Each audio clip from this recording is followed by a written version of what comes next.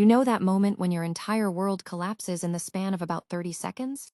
When everything you've worked for, everything you've sacrificed for, everything you've believed in just evaporates into thin air? When the ground beneath your feet disappears, and you're left falling into a void with no idea how to catch yourself? When every memory you've ever made becomes tainted by the realization that it was all built on a foundation of lies? That was me at 2:17 p.m. on a Tuesday afternoon, standing in my own living room, holding a letter that would destroy everything I thought I knew about my life, my marriage, and the woman I had trusted most in the world. My name is Gabrielle. I am 41 years old. I have been married to my husband Marcus for 18 years. We have 2 children together, a daughter named Olivia who is 16, and a son named Benjamin who is 13. We have a beautiful home in an exclusive neighborhood, the kind with manicured lawns and neighbors who wave when they drive by. We have a golden retriever named Charlie who thinks he's a lapdog. We have a vacation home on the beach and a cabin in the mountains. We are that family. The one with the perfect lawn, the perfect holidays, the perfect social media posts that make everyone else feel inadequate. I am a financial analyst. I work at a top-tier investment firm. I have built my career from the ground up, one client at a time. I have always believed in honesty, in integrity, in doing what is right. I believed my marriage was one of those things, right? True. Built to last. Marcus is a successful entrepreneur, the kind of man who commands attention when he walks into a room. He is tall, handsome, and has a smile that could charm anyone. He is also ambitious, driven, and has a way of making you feel like you are the most important person in the world when he is talking to you. He is the kind of man other women wish their husbands were like. He is the kind of father every child deserves. I met him when I was 23, fresh out of college and working my first real job at a small firm. He was 29, already on his way to the top. He swept me off my feet from the very first moment. He was everything I had ever wanted in a man. He was charming, confident, intelligent, and he made me feel like I was the only woman in the world. We dated for 2 years before he proposed. It was a fairy tale proposal, the kind you see in movies. He took me to a beautiful restaurant overlooking the city, got down on one knee, and told me he wanted to spend the rest of his life with me. He had even arranged for the restaurant to play our song in the background. I said yes, of course. I was madly in love with him. I could not imagine my life without him. He was my everything. Our wedding was beautiful, a lavish affair with hundreds of guests, a 5-tier cake, and a live band. I wore a designer dress that made me feel like a princess, and I walked down the aisle on my father's arm. When I saw Marcus waiting for me at the altar, I felt like the luckiest woman in the world. I thought I had it all. I thought I was living the dream. But dreams have a way of turning into nightmares. That letter in my hand was from the insurance company. It was a standard envelope, the kind I usually tossed aside as junk mail. But something made me open it. Something made me read it. And when I did, the world around me stopped. The insurance company was writing to confirm a recent change to Marcus's life insurance policy. The beneficiary had been updated. The beneficiary was no longer me. It was someone else. Someone I knew well. Someone I trusted. Someone I thought was my best friend. My best friend, Vanessa. I stood there, frozen, staring at the letter in my hands. My hands were shaking so badly the paper rattled. My heart was pounding so hard I could hear it in my ears. The room seemed to tilt, the familiar walls of my living room suddenly feeling alien and hostile. My mind was racing, trying to process what I was reading. My husband's life insurance policy. The beneficiary had been changed. The beneficiary was no longer me. It was Vanessa, my best friend. The woman I had trusted with my deepest secrets, my darkest fears, my most vulnerable moments. The woman I had considered my sister. I felt like I had been punched in the gut. I couldn't breathe. I couldn't think. All I could do was stare at those words, at the proof of a betrayal that was so deep, so complete, so devastating that I couldn't even begin to process it. Charlie patted over and nudged my hand with his wet nose, but I barely noticed. I sank onto the couch, the letter crumpling in my fist. I had known Vanessa for 20 years. We met in college. two young women with big dreams and even bigger ambitions. We had been roommates, confidantes, and partners in crime. We had been through everything together. The good times, the bad times, the heartbreaks, the triumphs. She was the sister I never had. The one person I thought I could always count on. She was my maid of honor at my wedding. She held my hand when I gave birth to my children. She was there for me when my mother died, holding me while I sobbed, whispering that I would get through it. She was the first person I called when I got my dream job. She was the godmother to my children. She was my rock, my support system, my everything. We had a pact, nothing would ever come between us. We were sisters, bound by love, not blood. I had trusted her with my life. I had trusted her with my husband. I had trusted her with my children. I had trusted her with everything. And she had betrayed me in the worst possible way. I started to think back, to remember, to piece together the puzzle. Vanessa had always been close to Marcus. They had a natural rapport, an easy friendship that I had nurtured. I was the one who encouraged them to spend time together, thinking it was wonderful that my best friend and my husband got along so well. I had never questioned it. I had never had any reason to question it. But now I was starting to see things differently. The way she looked at him, the way she touched him, lingering hugs, her hand resting on his arm just a little too long, the way she always seemed to be around, finding excuses to be near him. She'd show up for dinner uninvited, offer to babysit so we could have date nights, but then she'd stay late and I'd find them talking in hushed tones on the patio. The way she always seemed to insert herself into our lives. I had been blind. I had been naive. I had been trusting. I had been stupid. I started going through Marcus's things. His desk, his drawers, his closet. My hands moved mechanically, driven by a desperate need to uncover the truth. I found more evidence, emails, text messages, photos, evidence of a relationship that had been going on for years. Evidence of a betrayal that was so complete, so devastating, that I couldn't even begin to process it. There were photos of them together on trips I hadn't been on, selfies taken in hotel rooms, notes written in Vanessa's distinctive handwriting that spoke of a love that was forbidden and all-consuming. I found messages between Vanessa and Marcus talking about me. They called me names. They mocked me. They laughed at me. They planned their future together, a future that didn't include me. Once she finds out about us, it's over. We can finally be together. We can finally have the life we've always wanted. She's so oblivious. She has no idea. She trusts us completely. She's so easy to manipulate. I can't wait to be free of her. I can't wait to start our real life together. I felt like I had been punched in the gut. I couldn't breathe. I couldn't think. All I could do was stare at those words, at the proof of a betrayal that was so deep, so complete, so devastating that I couldn't even begin to process it. The cruelty of their words was a wound that cut deeper than the affair itself. They hadn't just betrayed me. They had despised me while doing it. They had laughed at my trust, twisted my love into a joke, and then I found the worst thing of all, a document. A forged document, my signature on a form authorizing a change to the life insurance policy. The same signature that was now on file with the insurance company. The same signature that had made Vanessa the sole beneficiary of my husband's life insurance policy. The same signature that would leave me with nothing if Marcus died. She had forged my signature. She had stolen from me. She had committed fraud. She had committed a crime. And she had done it with my husband's help. They had sat together, perhaps in this very house, and practiced my signature, perfecting the loops and flourishes until it was indistinguishable from the real thing. They had planned this meticulously, coldly, without a shred of remorse. I didn't confront them right away. I needed time to process. I needed to figure out what to do. I needed to understand the full scope of what had happened. I was a financial analyst. I knew how to investigate. I knew how to find the truth. And I was going to find every single detail of their betrayal. I would leave no stone unturned. I started doing some digging.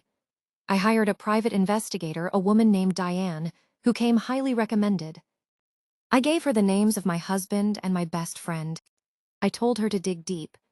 I told her to find everything. I told her I wanted to know every detail of their deception, no matter how painful. Diane looked at me with sympathetic eyes and promised she would uncover it all. What she found made my blood run cold. The affair had been going on for 5 years. 5 years of lies, of betrayal, of deception. 5 years of them hiding their relationship from me. 5 years of them pretending to be my family while they were secretly plotting against me. 5 years of Vanessa sitting at my dinner table, smiling at my children, hugging me, while she was sleeping with my husband behind my back. But that wasn't all. I also found out that they had been planning to steal from me for years. They had been using my personal information to open credit cards, to take out loans, to buy properties. They had been building a secret life together, funded by my money. They had been stealing from me while pretending to love me. Diane presented me with bank statements and account records that showed a web of deception so intricate it took my breath away. Vanessa had been the mastermind. She had manipulated Marcus, seduced him, turned him against me. She had been playing a long game, and she had been winning. She had been using my husband, my money, my life to build a future for herself. Marcus was a willing participant. But the dark genius behind it all was Vanessa. She was the one who had crafted the narrative, who had fed him the lies, who had orchestrated every step. I also found out that they had been planning to get rid of me, to divorce me, to take my children, to take everything I had worked for. They had been waiting for the right moment, the right opportunity. I found emails where they discussed my murder. It was chilling. They had researched ways to make it look like an accident, a car crash on a winding road, a fall from a hiking trail, a gas leak in the kitchen. They had planned it meticulously, discussing timelines, alibis, and how they would console each other publicly afterwards. They had been waiting for the perfect moment to strike. I was devastated. I was angry. I was humiliated. I was destroyed. But I was also determined. I gathered all the evidence I had. The emails, the text messages, the photos, the financial records, the property records, the life insurance documents, the forged signatures, the proof of their affair, the proof of their betrayal, the proof of their theft, the proof of their plans to kill me. I organized everything into a comprehensive file, every piece of damning evidence neatly labeled and cross-referenced. I had everything I needed to destroy them. But I didn't want to just destroy them. I wanted to make sure they could never hurt anyone ever again. I wanted to make sure they would never have the chance to do to anyone else what they had done to me. So I started planning my revenge. I contacted my lawyer, a fierce woman named Patricia, who specialized in high-stakes divorce and fraud cases. I told her everything. I showed her the evidence. I told her what I wanted. "Mrs. Davis," she said, after reviewing the file, "you have a very strong case. Your husband and your best friend have committed fraud, identity theft, and conspiracy to commit murder. They have been stealing from you. They have been lying to you. They have been planning to kill you. I can help you. I can make sure they pay for what they've done." What about Vanessa? She was the mastermind. She manipulated him. She used him. She stole from me. She planned to kill me. Your best friend can also be held accountable. She has committed multiple felonies. She can be charged with multiple crimes. She can go to prison for a very long time. "Good," I said. "That's what I want. I want both of them to pay. I want both of them to face the consequences of their actions." I also contacted the police. I gave them the evidence. I told them everything I knew about Vanessa's crimes. I told them about the identity theft, the fraud, the stolen money, the secret accounts, the plans to kill me, the detective assigned to my case. Detective Simmons was a no-nonsense woman who listened carefully and assured me they would investigate thoroughly. She was arrested a few weeks later. They came for her at her apartment, early in the morning, before she could slip away. She was charged with multiple felonies. She was facing serious time. She was facing the destruction of her reputation. She was facing the destruction of her life. When Marcus found out, he was devastated. He had been completely taken in by her. He had trusted her, loved her, defended her, and she had been using him the whole time. I confronted him in our kitchen. The evidence spread out on the marble island between us. He collapsed into a chair, his face ashen. "She used me," he said, his voice breaking. "She used me for my money, my connections, my access. She never loved me. She never cared about me at all. She just wanted to destroy you. She just wanted to take everything you had." "I know," I said, and for the first time, I felt a flicker of sympathy for him. "She used you, just like she used all the others." "I'm so sorry, Gabrielle. I'm so sorry for everything. I should have listened to you. I should have believed you. I should have protected you. It's too late for that," I said. "You made your choice. Now you have to live with it." The trial was brutal. Vanessa sat in the courtroom, her face pale, her hands shaking. She tried to defend herself. She tried to spin the story. She claimed she was a victim too. She claimed Marcus had manipulated her. She claimed she had been coerced. She claimed she had been in love, that love had made her do terrible things. But the evidence was overwhelming. The emails, the text messages, the photos, the financial records, the property records, the life insurance documents, the forged signatures. It was all there. Everything she had done, everything she had planned, everything she had tried to hide. One by one, the prosecution laid out the pieces of her conspiracy, and I watched as the jury's faces hardened with each revelation. The jury found her guilty on all counts: fraud, identity theft, conspiracy to commit murder. She was facing a long prison sentence. She was facing the destruction of her reputation. "You'll regret destroying my life. You'll regret everything. I'll get out. I'll come after you. I'll make you pay." I looked back at her, my face calm, my voice steady. "I'm not destroying your life. You destroyed your own life. You made choices. You made mistakes. And now you have to live with them. You're not coming after me. You're going to prison for a very long time." She was led away in handcuffs. I watched her go, and I felt nothing. No pity, no satisfaction, just relief. It was finally over. She could never hurt me again. Marcus was also convicted. He was charged with fraud, adultery, and conspiracy. He was sentenced to community service and forced to pay restitution. He also had to forfeit his share of our assets. He had to start over from nothing. His reputation was destroyed. His career was ruined. His life was over. When the trial was over, I went home to my children. They were waiting for me, their faces filled with questions. They had heard the rumors. They had heard the whispers. They had heard the gossip. I sat them down and told them everything. I told them the truth. I told them what their father had done. I told them what Vanessa had done. I told them the whole story. They were devastated. They cried. They screamed. They asked why. Why would they do this? Why would they hurt our family? Why would they destroy everything? I didn't have any answers for them. I didn't have any words of comfort. All I could do was hold them and tell them I loved them. All I could do was promise them that we would get through this together. And we did. We started the long process of healing. We went to therapy. We talked about our feelings. We supported each other. We started to rebuild our lives. I started to rebuild my life. I threw myself into my work. I focused on my children. I started to heal. I also started to speak out. I told my story to anyone who would listen. I wrote articles. I gave interviews.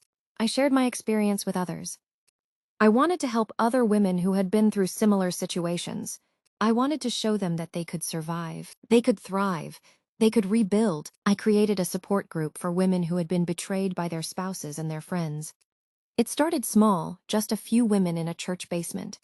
But it grew, and grew, and grew.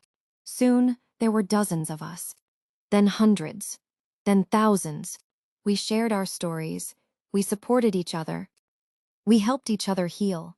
I found purpose in their faces, in their tears and their tentative laughter. My pain had meaning now. It was a long process. There were many dark days. There were many moments when I wanted to give up. But I didn't. I couldn't. I had come too far. I had fought too hard. I had survived too much. I realized that the best revenge was not in destroying them. The best revenge was in thriving, in building a better life, in becoming the best version of myself, in showing them that they could not destroy me, in showing them that I was stronger than they ever imagined. I started dating again. It was terrifying. I was scared. I was nervous. I was afraid of being hurt again. But I took a chance, and I met someone wonderful. A kind, gentle man named David. He was everything Marcus was not. He was honest. He was loyal. He was loving. He made me feel safe. He made me feel valued. He made me feel loved. We got married 2 years later. It was a small ceremony. Just family and close friends. I wore a simple white dress, and I walked down the aisle with my head held high. When I saw David waiting for me at the altar, I felt like the luckiest woman in the world. And I was. I had found my happiness again. I had rebuilt my life. I had found peace. It's been 5 years since everything happened. 5 years since I discovered the betrayal. 5 years since I destroyed the people who had hurt me. 5 years since I started to rebuild my life. I'm happy. I'm at peace. I have everything I ever wanted. A loving husband, beautiful children, a successful career, a life filled with joy. Marcus is still struggling. He lost everything. His reputation, his career, his family, his life. He is a shell of the man he used to be. He lives alone in a small apartment. He works a dead-end job. He has no friends, no family, no one who cares about him. Vanessa is still in prison. She is serving a long sentence. She has been abandoned by everyone she loved. Her family has disowned her. Her friends have deserted her. She is alone, forgotten, lost. I don't think about them much. They are not worth my time. They are not worth my energy. They are not worth my thoughts. I have forgiven them, in my own way. Not because they deserve it. Not because I have forgotten what they did. But because I can't carry that anger around forever. It was too heavy. It was destroying me. I had to let it go. I have learned a valuable lesson. Trust is fragile. Once it is broken, it is almost impossible to rebuild. And sometimes, the people you trust the most are the ones who hurt you the worst. Sometimes the people you love the most are the ones who betray you the deepest. But that doesn't mean you should stop trusting. It doesn't mean you should stop loving. It just means you should be careful. You should protect yourself. You should always be vigilant. You should always trust your instincts. Because the truth is, our instincts are usually right. If something feels off, it probably is. If someone seems too good to be true, they probably are. And if you find yourself questioning someone's loyalty, you're probably not being paranoid. I ignored my instincts for years. I told myself I was being silly, being dramatic, being paranoid. I convinced myself that everything was fine, that I was just imagining things, that I was being a bad wife for even thinking such thoughts. And look where it got me. Look what it cost me. Loved this story? Hit that subscribe button right now and turn on the bell icon so you never miss a video. I upload brand new stories every single day. Gripping, emotional, and packed with twists that'll keep you guessing until the very end. Don't forget to like this video if it gave you all the feels. Comment below. Have you ever been betrayed by someone you trusted? How did you handle it? I read every single comment. Share this story with someone who needs to hear it. Sometimes the best lessons come from other people's experiences. Got a story idea? Drop it in the comments. Your suggestion might just become the next video on this channel. Subscribe now and join our growing family of story lovers. New videos drop daily at 7 a.m. EST. Perfect to watch with your morning coffee. Trust me, you don't want to miss what's coming next. Until next time, stay strong, stay brave, and never let anyone make you feel like you're not enough. Because you are. You always have been, and you always will be.